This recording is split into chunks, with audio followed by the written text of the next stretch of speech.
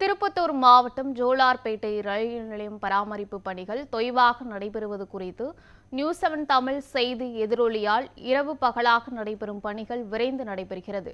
இது குறித்த கூடுதல் விவரங்களை செய்தியாளர் செந்தில்குமார் வழங்க கேட்கலாம். வணக்கம் செந்தில்குமார், விவரங்களை சொல்லுங்க.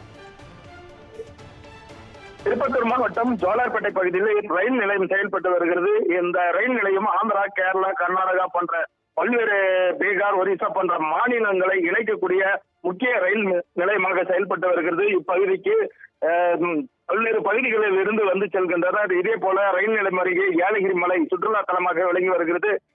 இப்பகுதிக்கு பல்வேறு பகுதிகளில் இருந்து நாள்தோறும் வந்து பயணிகள் செல்கின்றனர். இதே போல ரயில் நிலையம் பராமரிப்பின்றி அடிப்படை வசதி இல்லாமல் காணப்பட்ட இந்த நிலையில், அதாவது ரயில்வே துறையின் மூலமாக 10 கோடி ரூபாய்க்கு மேல் நிதி ஒதுக்கப்பட்டு கடந்த 3 ஆண்டு காலமாக பணிகள் ஆமையகத்தில் நடைபெற்று வந்தது. இதே போல சாய்வு நடைத்தளம் இல்லாமல் மாற்றுத்திறனாளிகள் மற்றும் முதியோர்கள், பெண்கள் கடும் சிரமத்திற்கு ஆளாகி வந்தனர்.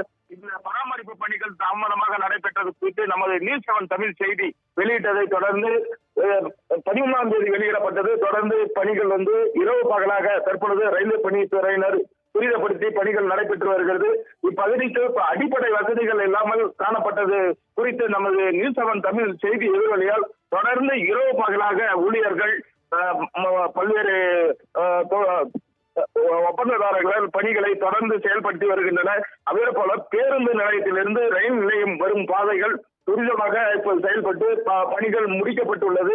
இதே போல மேலும் இருக்கும் பணிகளை தொடர்ந்து செயல்பட்டு வருகின்றனர். கவிப்பிரியா,